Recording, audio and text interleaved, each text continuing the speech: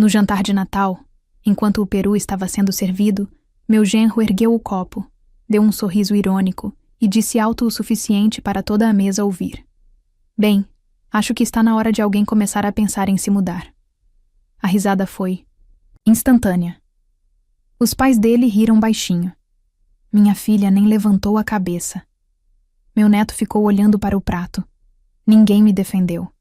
Ninguém disse uma palavra. Não era a primeira vez. Durante anos, eles insinuaram, sussurraram, fizeram comentários sobre como eu estava em uma boa fase ou que deveria começar a reduzir o tamanho da casa.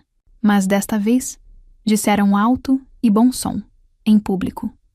Então me levantei, caminhei calmamente até minha bolsa, peguei um pedaço de papel dobrado, a escritura do imóvel, desdobrei-o sobre a mesa, virei-o para ele e bati na linha que dizia: "Única proprietária, Lúcia Andrade." O restaurante ficou em silêncio. Seus sorrisos irônicos desapareceu, e com a voz mais calma que já usei, eu disse: "Se alguém vai se mudar, não sou eu. Preciso voltar ao começo para contar como vim parar aqui. Como me tornei invisível na minha própria casa. Há 3 anos, quando meu marido, Antônio Andrade, morreu, pensei que estava me afogando. Foram 42 anos de casamento, e de repente eu estava sozinha em uma casa que parecia grande demais, silenciosa demais, cheia de lembranças. A tristeza me atingiu como um trem de carga, e eu não conseguia enxergar além do dia seguinte, muito menos do ano seguinte. Foi então que Fernanda, minha filha, sugeriu que ela e a família se mudassem temporariamente. "Só até você se recuperar, mãe", disse ela, segurando minhas mãos com aquele jeito gentil que tinha desde pequena. Renato Camargo também. Achou que era uma ótima ideia. Renato, meu genro há 15 anos, o homem que conquistou minha filha quando ela tinha 25 anos e que me deu meu querido neto, Lucas, sempre parecia ter as palavras certas nas reuniões de família. Naquela época, eu o achava maravilhoso. Naquela época, eu era grata. Os primeiros meses foram realmente bons. Ter vida em casa novamente, ouvir os passos do Lucas na escada, a Fernanda cantarolando enquanto fazia café pela manhã. Parecia família. Parecia uma cura. Mas em algum ponto do caminho, o temporário se tornou permanente, e eu comecei a desaparecer. Começou com pequenas coisas. Renato movia minha poltrona favorita para dar espaço para sua nova poltrona reclinável. "Esta é melhor para as suas costas, Lúcia", dizia ele. Mesmo que minhas costas estivessem perfeitamente bem na cadeira em que eu me sentava há 20 anos. Quando eu tentava colocá-la de volta, Fernanda intervinha. "Mãe, o Renato só está tentando ajudar. O novo arranjo ficou melhor, enfim." Naquela época, era a televisão. Todas as noites, o Renato entrava e mudava o canal do meu noticiário para o jogo esportivo que estava passando. Quando eu mencionava isso, ele ria. "Vamos lá, Lúcia. Você pode assistir ao noticiário a qualquer hora." Mas eu não conseguia assistir ao noticiário em nenhum outro momento, porque aquele era o único horário em que eu me sentava na sala. No resto do dia, eu me sentia como se estivesse invadindo meu próprio espaço. A cozinha era pior. Fernanda reorganizou tudo para torná-la mais eficiente. As louças da minha avó foram colocadas na prateleira de cima, onde eu não conseguia alcançar. "Você não usa mais mesmo, mãe", disse ela quando protestei. Meu porta-temperos, organizado da mesma forma havia décadas, foi completamente reorganizado. "Não consigo encontrar nada do jeito que você deixou", explicou Fernanda. Aos poucos parei de cozinhar. Era mais fácil do que brigar por espaço na minha própria cozinha. Os comentários de Renato ficaram mais afiados com o tempo. Quando a conta do IPTU chegava, ele balançava a cabeça e resmungava sobre o custo de manter uma casa tão grande. Quando a conta do aquecimento chegava no inverno, fazia piadas sobre idosos e sua necessidade de temperaturas tropicais.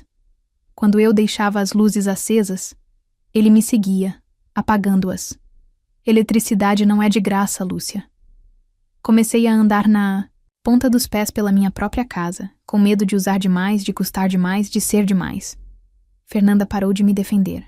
Não sei exatamente quando isso aconteceu, mas em algum momento Ela escolheu o conforto do marido em vez da dignidade da mãe. Quando Renato fazia seus comentários, ela apenas assentia ou mudava de assunto. Quando eu tentava falar com ela em particular, dizia coisas como: "Mãe, o Renato está sob muita pressão no trabalho." Ou: "Você sabe como os homens são em relação a dinheiro. A pior parte era o Lucas." Meu neto, que costumava correr para mim quando chegava da escola, começou a me evitar. Não porque tivesse deixado de me amar, mas porque o clima na casa havia mudado. O amor passou a depender de não balançar o barco. E eu, aparentemente, era a que balançava. Lembro-me do dia em que percebi que havia me tornado uma estranha na minha própria casa.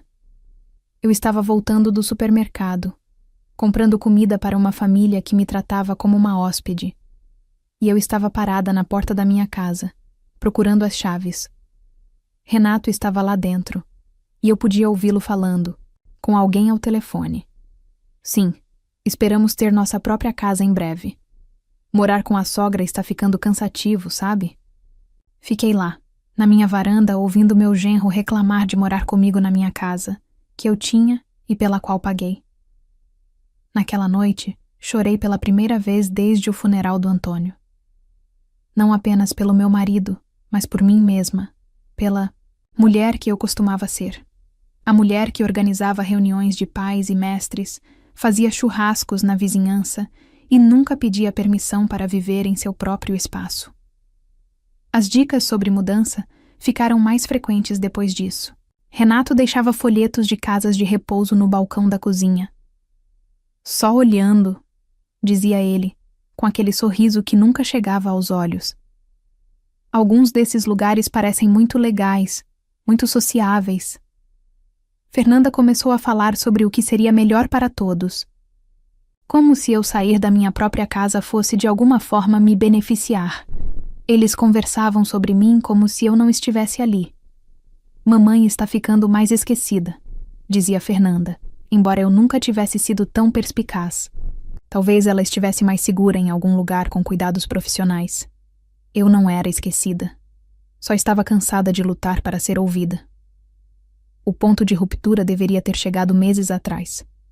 Mas eu continuava com esperança. Esperando que Fernanda se lembrasse de quem eu costumava ser. Esperando que Renato demonstrasse algum respeito. Esperando que Lucas falasse como o bom menino que eu sabia que ele era. Mas a esperança pode ser perigosa quando nos mantém em uma situação que nos mata lentamente. Este jantar de Natal deveria ser especial. Os pais de Renato Camargo estavam visitando do interior de São Paulo, Campinas. Minha irmã Teresa estava lá com o marido, Gilberto, e Lucas tinha feito um cartão para mim na escola, que dizia: "Melhor avó de todas." Por um momento, senti que pertencia àquele lugar novamente.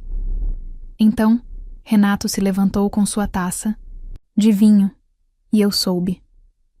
Pude ver em seus olhos aquele olhar de quem está prestes a soltar uma piada. Ele estava planejando aquele momento, provavelmente ensaiando. Bem, acho que está na hora de alguém começar a pensar em se mudar. O riso que se seguiu não foi apenas cruel. Foi coreografado. Os pais de Renato Camargo estavam preparados. Eles sabiam que aquilo ia acontecer. A mulher que os hospedava, eu, havia cozinhado para eles. Recebi-os em minha casa. Foi o clímax de uma piada da qual eu não estava por dentro. O silêncio de Fernanda era o som mais alto na sala. Mas eu estava farta de ficar em silêncio. Farta de ser invisível. Cansei de fingir que ser tratada como um fardo na minha própria casa era de alguma forma normal ou aceitável. Foi então que fui até a minha bolsa e tirei a escritura. Aquele documento da casa que todos pareciam ter esquecido que eu possuía. A escritura que me tornava não uma hóspede, nem um fardo, nem um problema a ser resolvido, mas a mulher cujo nome constava em todos os papéis legais importantes.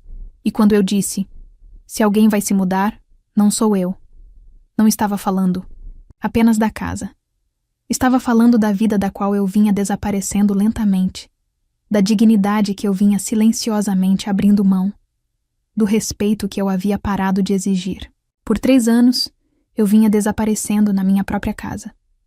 Mas naquela noite, sentada à minha mesa, olhando para os rostos chocados ao meu redor, percebi algo importante. Eu ainda estava ali. Eu ainda era Lúcia Andrade e estava farta de ser invisível. O silêncio depois que coloquei aquela escritura na mesa se estendeu para sempre. A taça de vinho de Renato ainda estava a meio caminho dos lábios, congelada no ar. Seus pais pareciam como se alguém tivesse acabado de anunciar o cancelamento do Natal.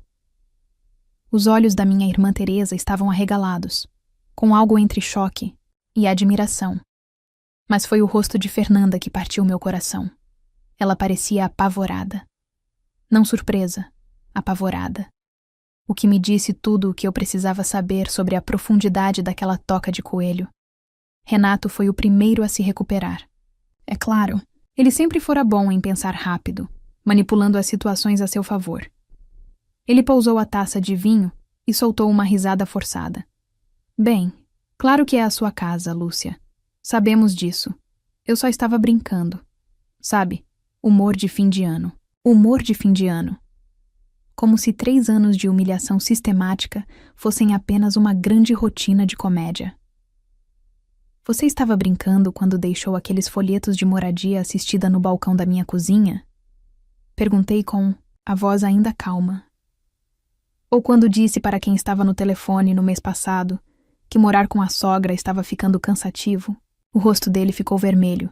Fernanda parecia querer desaparecer debaixo da mesa. Lúcia, começou ela. Helen. Corrigi, virando-me para minha irmã. Lembra quando o papai costumava brincar com a comida da mamãe? Como era? Só senso de humor dele quando reclamava do assado dela na frente de todos? Teresa assentiu lentamente. Ela se lembrava.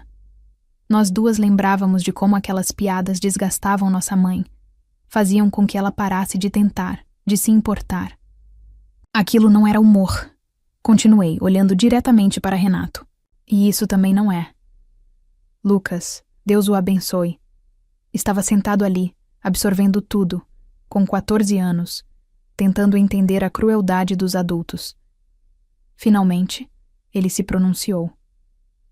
Pai, por que você disse que a vovó devia se mudar? Esta é a casa dela. A inocência em sua voz cortou o ambiente como uma faca. Ali estava uma criança apontando o que todos os adultos tentavam fingir que não era óbvio. Renato apertou o maxilar. Lucas, os adultos estão falando. Mas ela é adulta, disse Lucas, com a confusão evidente na voz. Ela é mais adulta do que qualquer um de nós. Saindo da boca de uma criança, estendi a mão e apertei a de Lucas. Obrigada, querido. Fernanda finalmente encontrou a voz. Mãe, talvez devêssemos conversar sobre isso em particular. Em particular? Claro, respondi. Manter a roupa suja escondida, acalmar as coisas, fingir que estava tudo bem, do mesmo modo que você lidou com o comportamento de Renato nos últimos 3 anos. Não, Fernanda, já conversamos o suficiente em particular. 3 anos de conversas privadas enquanto Renato me humilhava publicamente. Acho que está na hora de sermos honestos em público. Levantei-me e fui até a cozinha, sabendo que todos me seguiriam. E seguiram, como um desfile de culpa e curiosidade. Abri a gaveta onde guardava papéis importantes. Afinal, Renato achava que eu era velha e confusa demais para organizar direito. Dentro dela havia uma pasta de papel pardo que eu vinha montando há meses. Comecei a fazê-la depois da noite em que fiquei na minha varanda ouvindo Renato reclamar de mim. No começo, era só documentação para anotar as coisas caso minha memória começasse a falhar, como eles insistiam em dizer.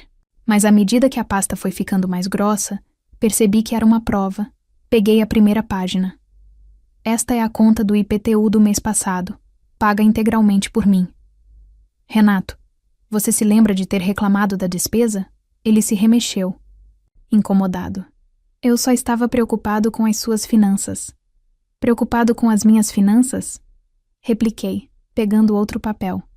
Esta é a conta de luz, também paga por mim, apesar dos seus comentários sobre idosos e temperaturas tropicais. Mais um documento. A prestação da hipoteca. Não há hipoteca, Renato.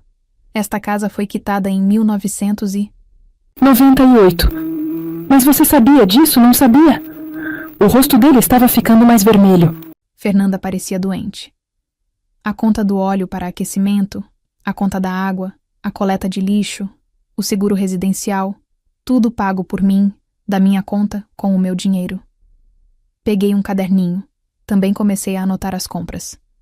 O engraçado de ser invisível é que as pessoas não percebem quando você está prestando atenção.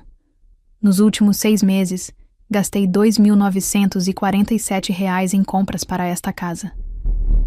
Renato, quanto você contribuiu? Silêncio. Fernanda, mais silêncio. Foi o que imaginei. Virei algumas páginas. Também acompanhei outras despesas. O material escolar do Lucas, o conserto do carro da Fernanda no mês passado e a televisão nova que o Renato precisava para o Super Bowl. Adivinhe quem pagou por tudo isso?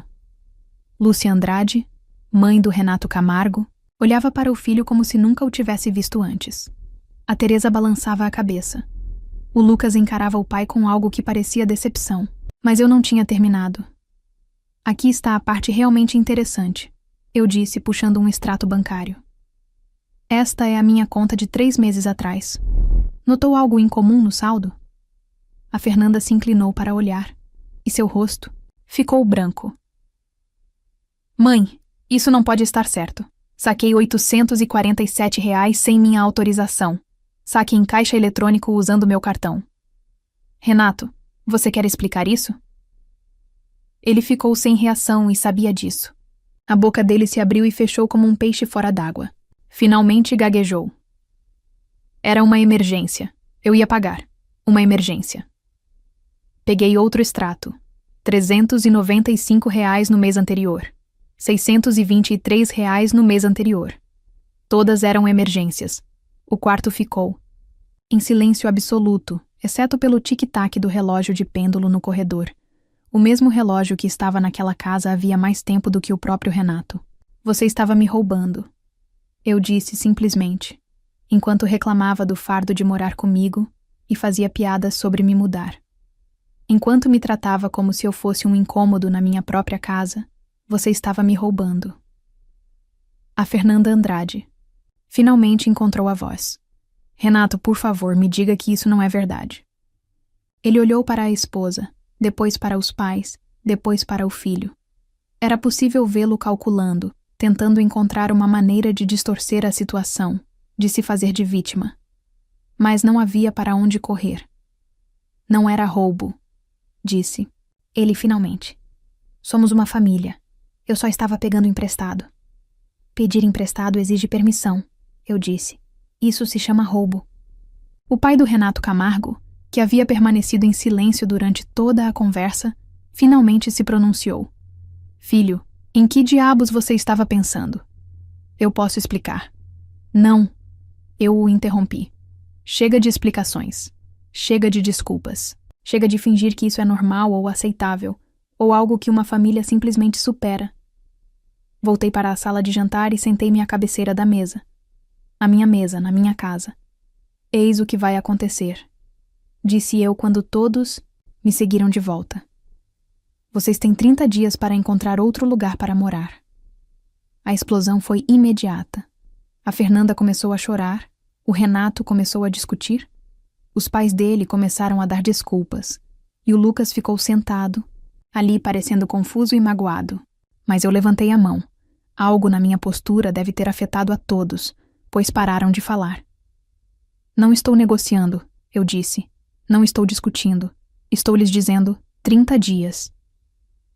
Mãe, você não pode estar falando sério, implorou a Fernanda Andrade. Somos sua família. Família não rouba uns dos outros. Família não se humilha. Família não faz ninguém se sentir um estranho em sua própria casa. Olhei para o Lucas Camargo. Meu coração se partiu por ele. Lucas, você sempre será bem-vindo aqui. Você é meu neto. E eu te amo mais do que a própria vida. Mas seus pais precisam aprender a tratar as pessoas com respeito. E eles não vão aprender enquanto estiverem morando aqui como parasitas, me tratando como seu caixa eletrônico pessoal. Você está cometendo um erro, Lúcia. disse o Renato. A Fernanda precisa de apoio agora. Todos nós precisamos. Você tem razão, respondi. Eu disse que você precisa de apoio, mas não precisa da minha casa para isso. Você precisa de emprego, responsabilidade e um pouco de decência humana básica. Levantei-me novamente e fui até a porta da frente. Acho que o jantar acabou. Enquanto eles saíam, os pais do Renato se desculpando, a Fernanda chorando e o Lucas me abraçando forte e sussurrando. Eu te amo, vovó. Percebi uma coisa. Pela primeira vez em 3 anos, senti-me eu mesma novamente. Mas também sabia que aquilo era apenas o começo. O Renato não iria embora em silêncio, e a Fernanda teria que escolher entre o marido e a mãe novamente. Os próximos 30 dias seriam os mais longos da minha vida. Naquela noite, depois que todos foram embora, sentei-me na sala de estar. Sentei-me de verdade nela pela primeira vez em meses. Coloquei minha velha poltrona de volta no lugar, liguei o noticiário e apenas respirei. A casa parecia diferente, mais leve, de alguma forma. Mas eu sabia que a guerra estava longe de acabar. O Renato não era do tipo que aceitava a derrota com elegância, e eu simplesmente o humilhei na frente dos pais dele. Homens como ele não perdoam esse tipo de constrangimento. Eu estava certa. A campanha começou na manhã seguinte. A Fernanda Andrade ligou às 7 horas, com a voz embargada de lágrimas. Mãe, o Renato Camargo não dormiu a noite toda. Ele está arrasado. Você destruiu o relacionamento dele com os pais. Tomei um café na minha própria cozinha, usando a louça da minha avó, porque eu estava com muita vontade. Eu não destruí nada, Fernanda. Acabei de revelar o que já estava lá. Mas, mãe, não temos para onde ir. O Lucas está no meio do ano letivo. O trabalho do Renato é aqui. Não podemos simplesmente arrancar nossas vidas inteiras. Você deveria ter pensado nisso antes de decidir me tratar como inquilina da minha própria casa. Houve uma longa pausa. Então a Fernanda disse algo que me arrepiou até os ossos. O Renato diz que você está com problemas de memória e que está confusa com o dinheiro. Ele acha que deveríamos avaliá-la. Pouso minha xícara de café com cuidado, a mão tremendo de raiva. Não é a idade, Fernanda. Me escute com muita atenção. Tenho 70, não 7. Sei exatamente do que estou falando. E se o Renato tentar me declarar incompetente, vou prestar queixa por roubo e abuso de idosos tão rápido que ele vai ficar tonto. Mãe, você está me assustando. Ótimo. Talvez o medo a motive a pensar com clareza pela primeira vez em 3 anos. As ligações continuaram o dia todo. A mãe do Renato tentando bancar a pacificadora. Lúcia, querida, vocês não poderiam simplesmente sentar e resolver isso? O Renato é um bom menino. Ele só fica sobrecarregado às vezes. Minha irmã Teresa, preocupada, me apoiando. Lúcia, você tem certeza dessa decisão? É um grande passo. Amigos da igreja que de alguma forma já haviam ouvido a história. Lúcia, as famílias passam por momentos difíceis. À noite, eu estava exausta de me explicar, defender minha decisão e justificar meu direito à dignidade em minha própria casa. Eu começava a entender como eles me desgastaram ao longo dos anos. Questionamentos constantes, pressão constante, para ser razoável, insinuações de que meus sentimentos não importavam tanto quanto o conforto dos outros. Foi então que percebi que precisava de ajuda. Ajuda de verdade. Na manhã seguinte, liguei para a doutora Cláudia Menezes, a advogada responsável pelo espólio de Antônio Andrade. Nos conhecíamos há anos, por meio de eventos da igreja e da comunidade, e ela sempre me pareceu alguém que não tolerava tolos de bom grado. Lúcia, disse ela quando expliquei a situação. Que bom que você ligou. O que você está descrevendo é abuso financeiro clássico contra idosos. O fato de ele acessar suas contas sem permissão é crime. Não quero mandá-lo para a cadeia. Doutora Cláudia, eu só quero que ele saia da minha casa. Eu entendo, mas você precisa se proteger legalmente.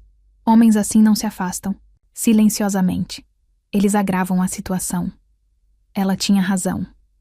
Naquela mesma tarde, Renato Camargo apareceu na minha porta com Lucas e o reboque. Meu neto parecia desconfortável, como se tivesse sido treinado, mas não queria estar lá. Lúcia, disse Renato, usando seu tom de voz mais razoável. Lucas tem algo para te dizer. Lucas se mexeu de um pé para o outro, sem me olhar nos olhos. Vó, papai disse que você está nos deixando sem teto. Ele disse que você não quer que a gente vá embora. Você só está brava. Meu coração se partiu por essa criança ter sido usada como arma no jogo de manipulação do pai. Ajoelhei-me ao nível de Lucas. Lucas, querido, eu nunca te deixaria sem teto. Seus pais são adultos, e é dever deles garantir que você tenha um lugar seguro para morar. Isso não é problema seu.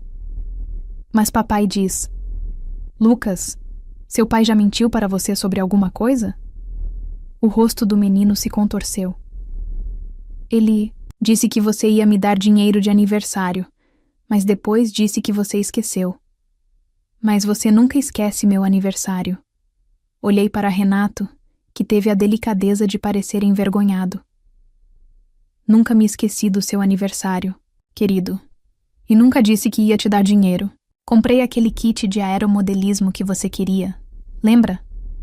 Lucas assentiu lentamente.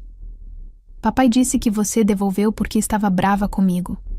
O kit de aeromodelismo que eu tinha comprado e embrulhado e que tinha desaparecido misteriosamente de debaixo da árvore de Natal. Renato tinha devolvido o dinheiro em espécie. Percebi que era o presente de Natal do meu neto. Nunca fiquei bravo com você, Lucas, e nunca devolveria o seu presente. Não sou assim. Levantei-me e encarei. Renato, saia da minha propriedade e não use seu filho como mensageiro novamente. Lúcia, você está sendo irracional. Estou sendo protetor comigo mesmo e com Lucas, porque aparentemente ninguém mais está. Naquela noite, Fernanda veio sozinha. Ela parecia exausta, mais velha do que seus 37 anos.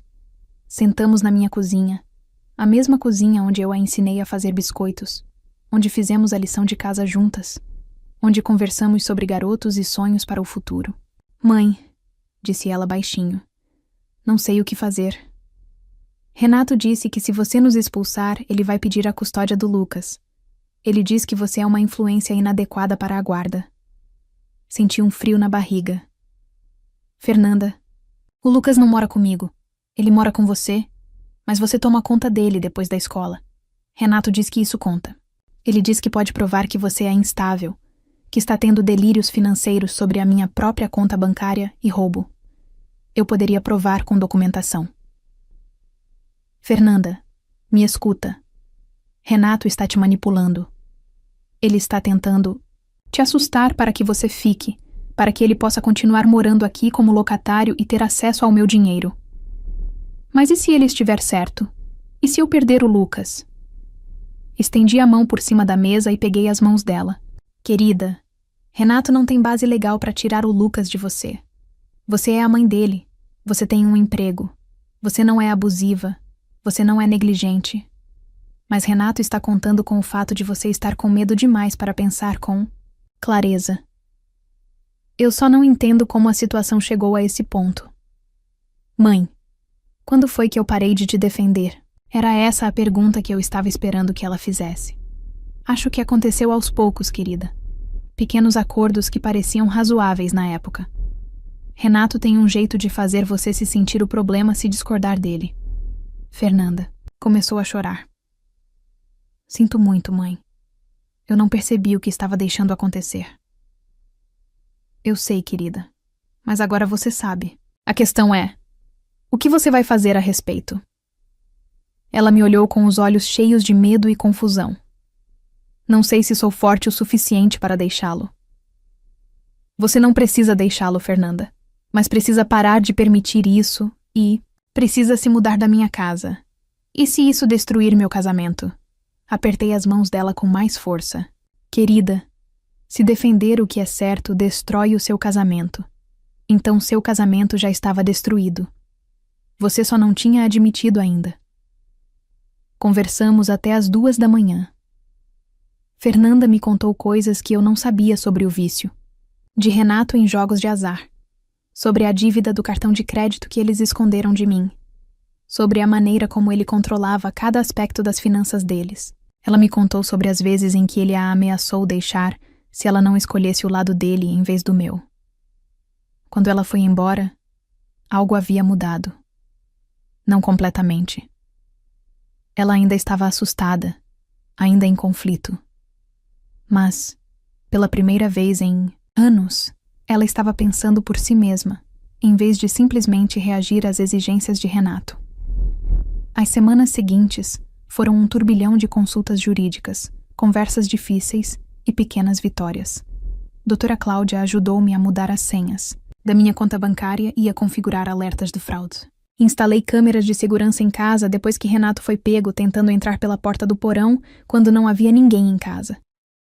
Mais importante ainda, comecei a me lembrar de quem eu era antes que a dor e a solidão me tornassem vulnerável: a manipulação. Liguei para velhos amigos com quem havia perdido o contato. Entrei para um clube do livro na biblioteca. Comecei a fazer um curso de aquarela no centro comunitário. Pela primeira vez em 3 anos, eu estava vivendo a minha vida em vez de apenas sobreviver a ela. Mas o prazo final do Renato Camargo estava se aproximando, e eu sabia que ele tinha uma última carta na manga. A última cartada do Renato veio, no 28º dia. Eu deveria ter previsto, mas às vezes a gente subestima o quão baixo alguém pode chegar quando está desesperado. Eu estava voltando da minha aula de aquarela, algo para o qual eu nunca tinha tempo quando estava ocupada sendo a governanta não remunerada de todo mundo, quando vi o carro da polícia na minha garagem. Meu sangue gelou.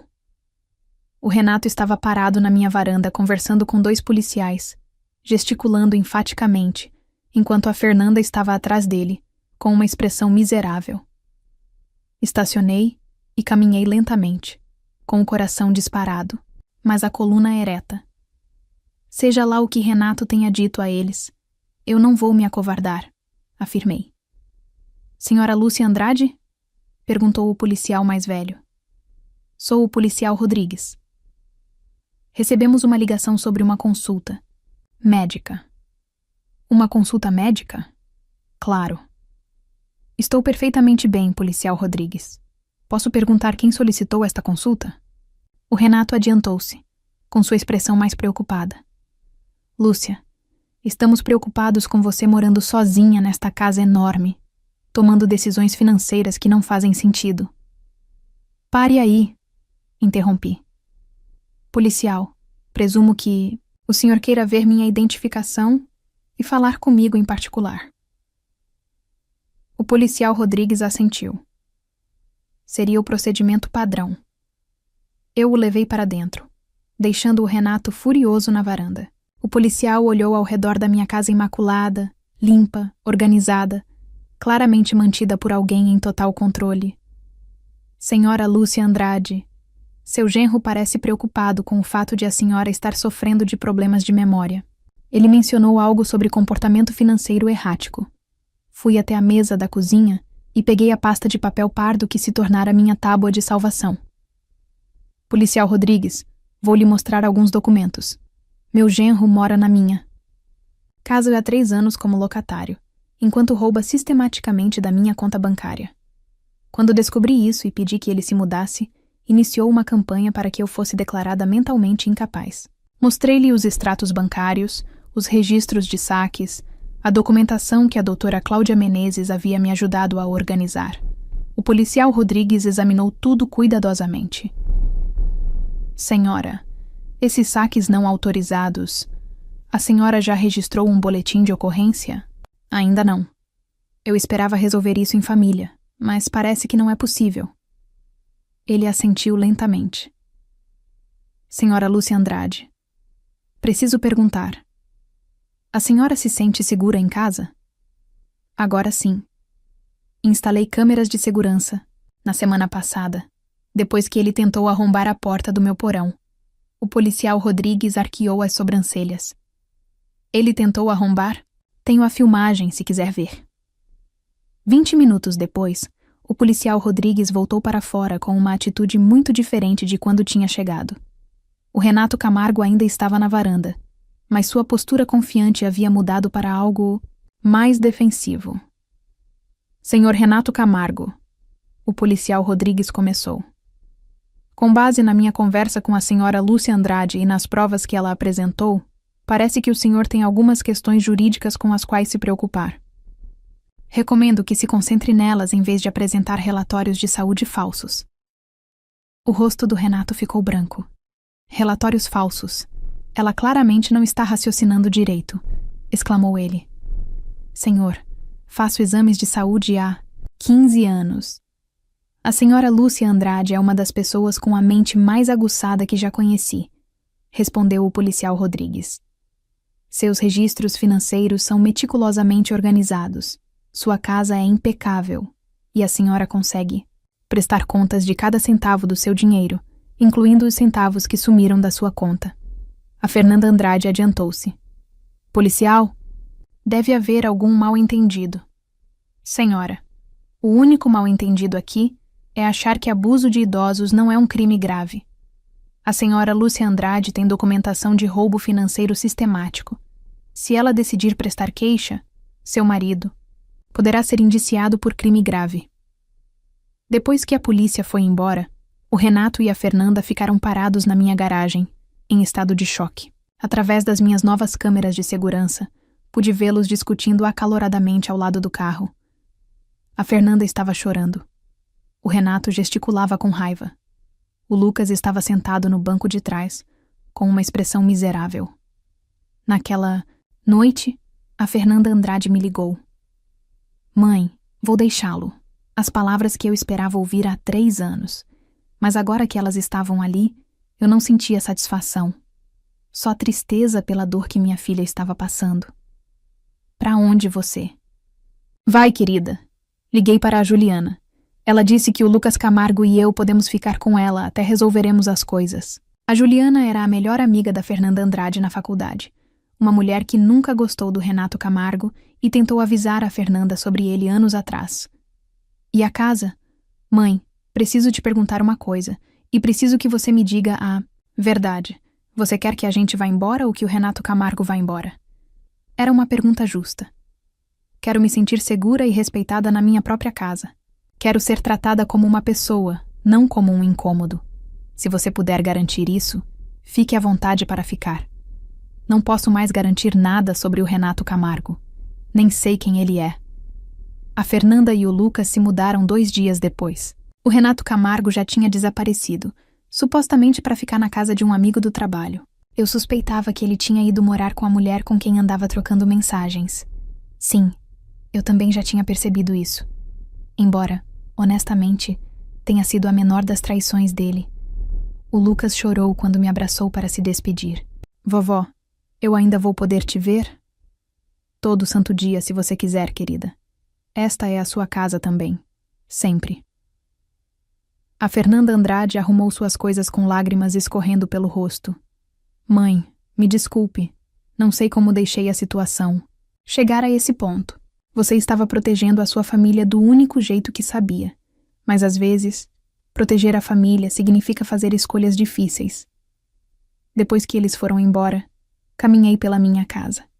Ela parecia enorme e vazia, mas também tranquila.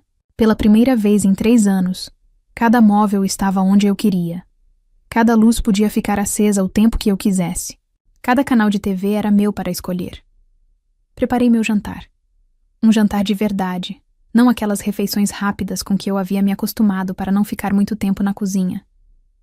Usei minha porcelana boa, acendi velas e comi devagar, enquanto observava o pôr do sol pela janela da minha sala de jantar. O telefone tocou enquanto eu lavava a louça. Era a Teresa. Lúcia, fiquei sabendo da Fernanda e do Renato. Como você está? Estou bem. Mais do que bem, na verdade. Você não se sente sozinha? Aquela casa é tão grande para uma pessoa só. Olhei ao redor da minha cozinha. Minha cozinha linda e tranquila, onde eu podia cozinhar o que quisesse, quando quisesse, sem pedir permissão ou me desculpar por ocupar espaço. Teresa, eu me senti sozinha por 3 anos, morando com outras 3 pessoas. Agora estou sozinha, e é maravilhoso. 6 meses depois, minha vida parecia completamente diferente. Fernanda havia entrado com o pedido de divórcio e estava reconstruindo sua vida com uma determinação que eu não via nela havia anos. Ela conseguiu um emprego melhor, encontrou um pequeno apartamento perto da escola do Lucas e estava namorando um homem gentil, que a tratava com respeito. Lucas passava todos os fins de semana comigo, e nosso relacionamento estava mais forte do que nunca. Renato, de fato, havia se mudado para a casa da namorada, uma mulher 20 anos mais nova que Fernanda, que aparentemente não se importava em sustentar um homem desempregado e com antecedentes criminais. Sim, acabei prestando queixa. A doutora Cláudia Menezes disse que era importante estabelecer um registro legal, caso ele tentasse manipular Fernanda novamente. Quanto a mim, eu estava prosperando de maneiras que não esperava. O clube do livro me levou a novas amizades. A aula de aquarela me levou a uma pequena exposição de arte no centro comunitário. Eu até comecei a namorar, algo que nunca pensei que faria de novo. O nome dele era Francisco, um viúvo que conheci na biblioteca. Ele era gentil, engraçado e me tratava como se eu fosse interessante, não apenas útil.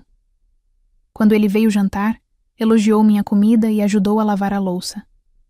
Quando viu fotos do Lucas, fez perguntas sobre os interesses do meu neto, não sobre minhas finanças. Mais importante ainda, Frank entendeu que aquela era a minha casa, o meu espaço, a minha vida, que eu estava escolhendo compartilhar com ele, e não o contrário.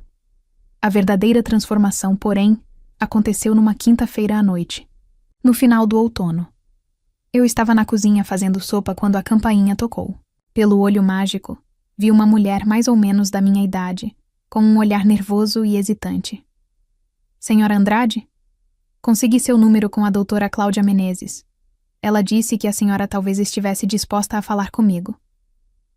Dorothy entrou e sentou-se à mesa da minha cozinha com as mãos trêmulas. A história dela era diferente da minha, mas devastadoramente familiar. O filho e a nora dela se mudaram para a casa dela depois da morte do marido. Aos poucos, tomaram conta das finanças dela, isolaram-na dos amigos e a fizeram se sentir culpada por cada real que gastava consigo mesma. A doutora Cláudia disse: "Você passou por algo parecido", contou baixinho. Ela disse que você talvez entendesse. Preparei chá para nós duas e ouvi a história dela. Quando ela terminou, peguei um cartão de visita que eu tinha mandado imprimir na semana anterior. Dorothy, você não está sozinha e não é louca. O que você está sofrendo se chama abuso financeiro contra idosos e é mais comum do que você imagina. Durante a hora seguinte, contei a Dorothy sobre o grupo de apoio que eu havia começado a reunir na minha sala todas as terças-feiras à noite. 12 mulheres até agora, todas com histórias semelhantes. Nós nos autodenominamos o Grupo Invisível, não mais. O primeiro passo, eu disse, é lembrar que você importa. Seu conforto importa. Sua dignidade importa. Seu dinheiro importa. E qualquer um que diga o contrário está mentindo. Ela saiu com o número de telefone da doutora Cláudia, uma lista de recursos e um convite para a reunião da próxima terça-feira. Ela também foi embora com algo que reconheci em seus olhos. O primeiro vislumbre de esperança. Naquela noite, sentei-me na minha sala de estar com Frank. Lucas se aninhou entre nós, trabalhando na lição de casa. A casa estava cheia de risos, conversas e vida. O tipo bom de vida. O tipo construído sobre respeito mútuo e afeição genuína. Lucas ergueu os olhos dos seus problemas de matemática. Vovó, posso te perguntar uma coisa? Sempre, querido. Você está mais feliz agora? Olhei ao redor da minha sala. Os móveis dispostos exatamente como eu gostava. As fotos na lareira mostrando as pessoas que realmente me amavam. As obras de arte nas paredes que eu havia escolhido, porque me traziam alegria. Sim, Lucas, estou mais feliz agora. Ótimo, disse ele voltando à lição de casa. Você merece ser feliz, da boca de uma criança, de fato. Mais tarde, naquela noite, depois que Francisco foi para casa, e Lucas dormiu em seu quarto, o quarto que sempre seria dele nesta casa. Eu estava na minha cozinha lavando a louça do jantar.